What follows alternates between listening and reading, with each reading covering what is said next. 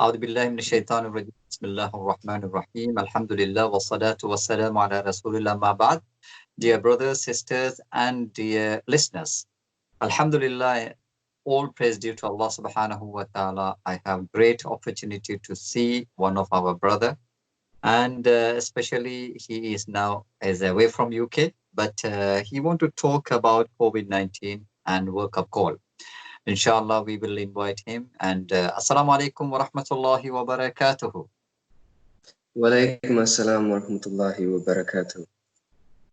Okay, Alhamdulillah, I know about you. I want to introduce yourself to our audience, inshallah. Assalamu alaikum. My name's Abdul. I've been Muslim roughly a year, maybe a little more, maybe since March 2019. From a Hindu background originally, but I used to be essentially atheist and then agnostic and then Muslim. So I'm from Sri Lanka. I've lived more than half my life in the UK, and now I'm back in Sri Lanka. The plan was not to be back permanently, but this COVID-19's thrown a spanner in the works, but at least, I'm doing some thinking while I'm here. Okay, mashallah, it is very, very happy news. Alhamdulillah, you are in Islam for last 1 year. Alhamdulillah. And almost I'm thinking you are mid 20 years old. Am I correct? Oh, yes, mid 20s is actually probably accurate. Now I'm 23, more than halfway probably now. Yeah, alhamdulillah. Yes, and COVID-19, and alhamdulillah, you've been a medical student for alhamdulillah over 3-4 years, and COVID-19 put whole world in a position like mu'attala. In Arabic we can say everything is like not working now, lockdown. And you want to talk about COVID-19 is a wake-up call for everybody. And alhamdulillah, it is very, very good title. And inshallah, you can, inshallah. Oh, okay. So I mean, regarding COVID-19 as an infection, I mean, okay, I did medicine for a few years, but I'm not qualified to comment on that aspect. However, regarding the international response to it, this is ridiculous, quite frankly.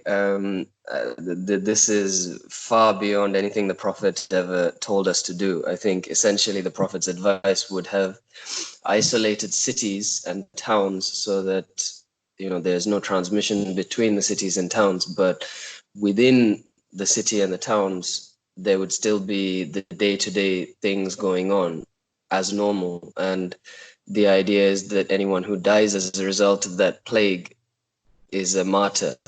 And I was thinking initially, why is such a person a martyr? And I may not know even now, but a thought that came to my mind is that look how much chaos has been caused by kind of switching off everything. Not so much in the UK. People can still go outside in the UK, but Sri Lanka, for example, zero. You're not allowed outside unless you provide a really essential service, like I think there are mobile ATM machines, for example. And this is gonna wreck economies probably, and on top of that, just on a small scale, people are losing business. People are being laid off their jobs. This is a disaster for a lot of people. Or in my case, I came here to do a course that's been delayed. It's just caused complete chaos. And imagine if people instead just boldly went outside and just didn't travel too much. Yes, some people would be dying, but we wouldn't have this, which is arguably much worse. I think there's already issues with hunger in India now. So they've gone to an extreme because they followed their own thoughts. They followed their own whims. They're terrified of death. Everyone in government. I don't care if they call themselves Muslim or not. They're evidently not looking at the world through a lens of Islam. They're terrified of death. So the fact that there's a 0.2% death rate, for example, for someone my age, um, something like that, it's tiny anyway. So they're terrified. The people who are reacting are the people who have jobs, and therefore they're young and healthy enough to work. And they're like the least at risk because not only are they young, but they're also healthy enough to work. Like, okay, some of them will be higher risk than others, but for the most part, these people really don't need to worry. They are literally at higher risk of dying from driving, from commuting to work by car every day. But they don't think about that. The government's just decided to put this sensationalist nonsense out there. Everyone's terrified. Huge overreaction. This is what happens when you don't listen to the Prophet and instead you just do what you feel like doing.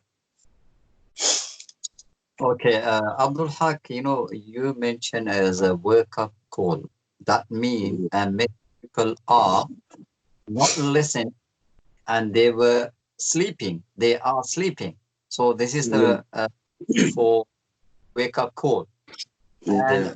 I think the people or whole world, or including Muslim, are sleeping, and that means they are ignoring so many facts. And what are the things you think? So the overarching point I was trying to make with that was that I was thinking mainly people my age, and unfortunately also people, their parents, that they've become very enamored with this, with what the Western world is selling. They're selling this image of themselves, and everyone kind of buys it. So they say, for example, we're really advanced. We're really, the word is forward thinking, and they behave as though they are bringing us the truth, the ultimate truth, and all of this kind of thing. So there are people who are afraid of doing things that Islam asks them to do. For example, this is an oddly controversial example, but for example, shaving the beards. Recently, stubble and beards became fashionable in the West. But before that, a lot of people, for example, if they worked as doctors or if they worked in banks, a lot of these jobs where you have to seem professional, they would have shaved their beards. And if you tell them, don't do that, they would ignore you. They would find some reason to get around it. They're scared of what these Westerners can do to them if they disobey the Westerners, but they should be scared of what Allah will do to them if they disobey Allah. So they have elevated these people to some kind of very high status in their minds, when if they really thought about it and considered the material that we've been given, so the Quran and the Hadith, they would realize that, essentially copying these people or trying to get in with these people is like climbing onto a burning ship and waiting to sink and drown, because they are completely doomed. There were so many populations, and the Quran tells you this repeatedly, repeatedly, one after the other. It tells you about the former peoples. Travel in the land and see what became of the former peoples. And it tells you that, for example, I think Prophet Saleh and Prophet Nuh and Prophet Lut, amongst others, their people were destroyed. And the people weren't instantly destroyed. Like if you take the example of the people of Lut, they were committing sodomy and essentially was LGBT, LGBTQ plus or something like it is nowadays. But for this, they weren't instantly killed. Allah tells us that He gives them some time, and they will commit their mischief in that time, and then He seizes them with His punishment, and they can't escape from that then. And He's told us very clearly that this is what He does. So if you take, for example, the people who are currently casting a shadow over the world, that is the Westerners, the Western governments, the Western systems, the Western ideologies that have even penetrated halfway across the globe into Sri Lanka now. If you take them, the fact that they're strong, seemingly strong now, the fact that nothing has seemingly happened to them yet is totally irrelevant. If you know and you're thinking, then you should know that it's coming. It is coming. So if you look at the Dead Sea, that's where the Sodom and Gomorrah was destroyed by Allah, by the falling rocks. So it's now not even land. It's just a big puddle, essentially. Or even take like contemporary, the people that we talk about in recent history, like the Roman Empire. Where's the Roman Empire? You can go to Italy now. You can visit the Colosseum, and it's in absolute ruins. Or we can talk about like the Tang Dynasty, China. Or we can talk about even the some of the old corrupt, so supposedly Muslim, things, or the ancient Indian kingdoms. Whatever example we take, or the best example is Pharaoh, in Egypt, the famous tyrant, and for a long time they were pretty much ruling the earth. But where are they now? We have Pharaoh's body. We have his dead body. We look at the ancient Egyptian culture. If you want, you can take your goat, and your goat can urinate on some of their artifacts. Nothing's going to happen. This is the state that they're in now. So why do we seem to believe that America or Britain, the Western world, is somehow different? The Quran tells us that we are the weakest, the least wealthy, and the least numerous of all of the peoples. The people that came before us were stronger, there were more of them, and they were wealthier. And to my knowledge, actually, archaeologically, if we look at some of the former hominids, the things that looked like us, former people, they were actually much stronger. Just as a interesting point, I think that there's like estimates that one of them weighed 20 kilos more than the average. On average, they weigh 20 kilos more than the average man nowadays. Things like that. So, it should be easy. Maybe it's difficult to implement, but it should be at least easy for people to get the thought into their heads that let's not climb onto this sinking ship. And the reason I said wake up call for COVID-19 is that this exposes their weakness. When I was much younger as a child, so I think it was 2008, something like that, okay, I wasn't a child, but when Obama was first elected, and I remember this iconic thing my dad said, which a lot of people were saying. He was like, wow, now a black man, so he's saying this as a good thing, but he's saying a black man is now the most powerful man in the world because he's the president of America. And I was thinking, oh yeah, that's kind of true. I didn't really like it. Not the fact that he was a black man, alhamdulillah, that's good, but the fact that this man who, I mean, is he so virtuous, is somehow the most powerful man in the world. This is a country that rules over the other countries. But now, look what's happening in America. The news report today, the death toll has exceeded 15,000. This is America. A few years ago, I would have laughed if anyone suggested that, this sort of thing is happening in America. Because this is what you hear about Ebola, Zika virus, in Africa. It's usually Africa. If not Africa, it's India. If not India, it's somewhere within what they refer to as the third world. the third world that they essentially created. Um, so we can see that they're not invincible. They're not these gods. You know, Allah is Al Akbar, not them. They Yes. have an illusion of strength that Allah has given them temporarily to test them. And in that period, the evidence piles up. And when the evidence is fully collected, Allah seizes them with the punishment and they're destroyed. Yeah.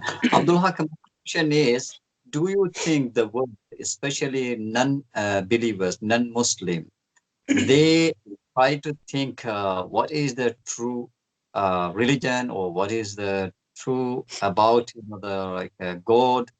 Do you think after this events they're going to think, or they're going to consider to find the truth, or they just back to their normal routine? So I was thinking a lot about this, and obviously my parents are not Muslim. So I was using them kind of as the example just to see. And I think that to be fair, there are non-Muslims that I've seen speaking on topics about America. A lot of like economic expert type people, two or three. I'm not in this circle of economic stuff, but they speak against America. They're calling out the foolishness of how America behaves, and they're pretty much saying that, look, this is yet another big sign that pretty much this is a sinking ship. But a lot of people who maybe they don't know their stuff, or they are still seeking to benefit from this whole system. For example, my parents, they're very much in denial. You don't have to be Muslim and read hadiths and read the Quran to look at the world now and see that there's a big change going on, to see that things are not what they were, to see that, we've been fed lies and false promises. But they don't want to. My parents, they don't want to see it. So I've been telling them again and again that they're not taking it. So I think for a lot of people, I may be wrong, but I think for a lot of people, it's going to, things have to really drastically change, and they have to be essentially forced to do something else before they'll accept it. They don't seem to want to. Yeah. But I mean, yeah. Yeah. Abdul Haq, and what is the message for young Muslim from this COVID-19? For young Muslims, I mean, for young people, life is easiest. You don't have a family tying you down. You don't have any, I mean, comparatively, you're strong and healthy. You are more capable of implementing changes in your life quickly, because, I mean, things aren't concrete in your life, and even your brain is more able to change, so for them, I would say, you know, get off the sinking ship. Don't make all these future plans that depend on the current system existing. Don't worship, Okay. pretty much America. Yeah, that means you are asking, just to go and follow the footstep of the prophets, especially the Prophet Muhammad sallallahu alaihi wasallam. Yeah, I mean, you are, as a Muslim, whether you see it or not, you are the strong one because you have the support of Allah. Don't think America is getting away with it, therefore America is the strong one. They're being given some time and they will be destroyed. Whereas you're being given some time. Maybe you're suffering as a result of, the system and what's going on. But once your test is over, there is reward if you did the right thing. So again, if you go back to the stories of the prophets, when those people were destroyed, who inherited the land after them? It was the prophets who were speaking to them and saying, don't do this. behave like this, worship one God, change yourselves. Those people, they were saved. And after these former peoples were destroyed, those people inherited the land. They were given the earth as, to inherit, or they were given that wealthy part of the earth to inherit. So for them is the success in this world and the hereafter. So, have that perspective and seek to get the real success, the big success, and the permanent success of the akhirah, not these little things.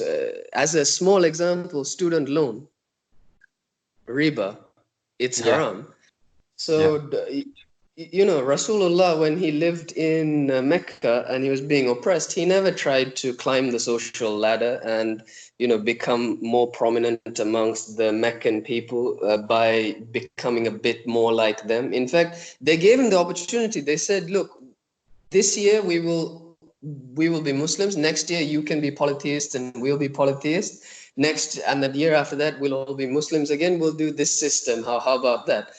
He said no. But in a different kind of way. That's essentially what a lot of Muslims do. They're compromising parts of their religion.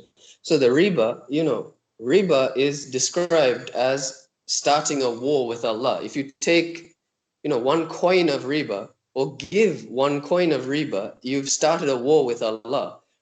It doesn't matter how much you say that to some people. Their response is only, but then what's the way to get ahead in the world? You're already ahead in the world. You say you take the shahada, you remain faithful to Allah, you are already ahead in the world. You just have to look at it the right way, and you have to be patient.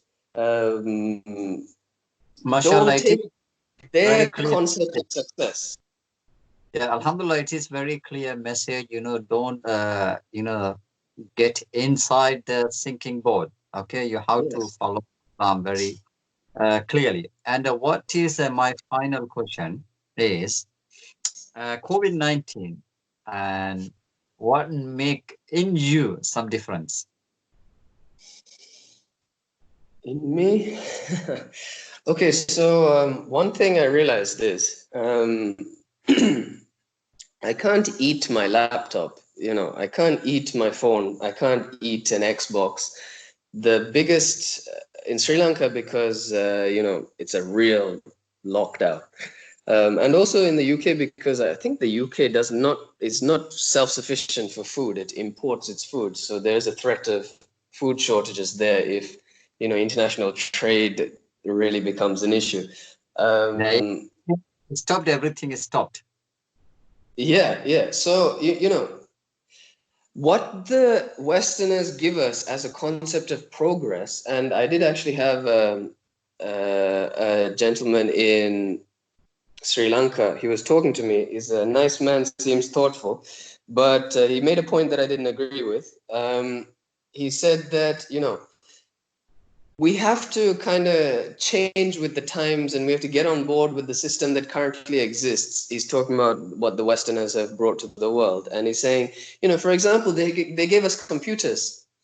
That's a very good thing. The computers can do so many different things. But I mean, is oppression and tyranny and suffering a worthwhile price to pay for computers? Like, how many people are starving in the world um, because the West does this riba system, because they're exploited and all of these things? And we say, no, it's okay because we have computers. The stupidity of that perspective is highlighted by this curfew now, because I am actually sitting here and alhamdulillah, because it's British money and the conversion rate, I'm in a very cozy accommodation.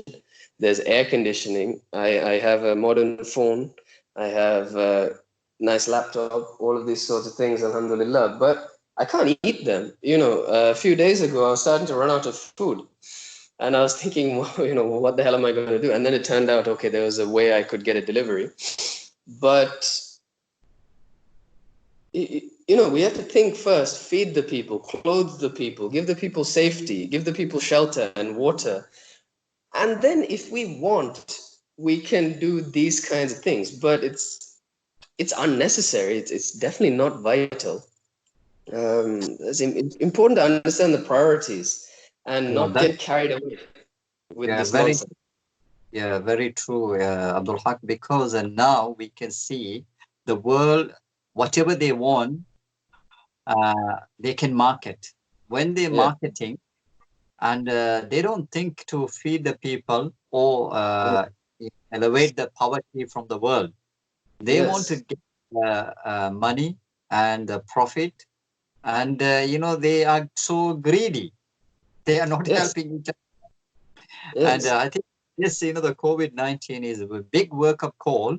Those people Mhm. who hated, especially those people who has Islamic thinking, because they Mhm. should talk about, the social change, political change, economical change, not only change Yes. themselves, okay, 5 times prayer, fasting, and Hajj and Umrah. Yes. If you keep with all the things, who's going to talk about social change? Who's going to talk about the political change? Who's going to talk about economical change? I think Yes. this very good point, as you mentioned, and you can't eat the things which is in front of you. Yeah, Yes. these are, like a luxury thing. And Yeah. unfortunately, now the world was promoted the luxury thing rather than the important, the necessity things. Yes. So, Yes. yeah, Alhamdulillah. And I want to keep the discussion short because the people can easily share your video, inshallah. And Okay. what final message you want to conclude the subject COVID-19 and wake up call for all? What is the final message? Don't live arrogantly. Essentially, the human being is a very weak thing. It doesn't matter if we're calling America great, or if we're calling my dad great, or if we're calling myself great, or whatever. It's not true. We are essentially very weak and vulnerable things that cannot do anything without the help of Allah. So have that perspective always. One little curfew, and suddenly I'm worried I won't eat. If I don't eat for long enough, I'll die. Which, what kind of great thing needs to do that? So important Yeah, to be humble. this is a reminding me one of the beautiful Quranic verse. خُلِقَ Mhm. الْإِنسَانُ ضَعِيفًا. Allah subhanahu wa ta'ala mentioned the human being created very weak. Yes. So, and I think this is a big lesson, Alhamdulillah. And also, if you are saying, you mentioned, Alhamdulillah, the arrogant. Arrogant is the things, most of the people went away from the straight path, which is Islam, Mhm. because of the arrogance. Mhm. Yeah. Mhm. So, mentioned very, very beautifully the last point, stop being arrogant and, Mhm. come, yes, come to Mhm. the, mashallah, good Mhm. point. And Mhm. mashallah, it was, brilliant. I think, I think you came to one of the interview. This is the first interview you done. Mhm. Am Yes. yes. I hope and I want from you more, inshallah, in near future. I think it is a Inshallah. very discussion, this one, inshallah, people can enjoy. And I want to ask, may Allah guide your parents to Islam, inshallah, and your family to Islam soon as possible. Inshallah, Inshallah. wish, Mhm. inshallah, and live according to Islam, and also your parents with Islam, and also, inshallah, with the help of Allah subhanahu wa ta'ala. And I think I want to see you and your family together as a Muslim, inshallah. Ameen. Okay. Inshallah. Khairan Abdul Haq. And inshallah, once again, we will meet you. Assalamu alaikum wa rahmatullahi wa barakatuh. Wa alaikum assalam wa rahmatullahi wa barakatuh.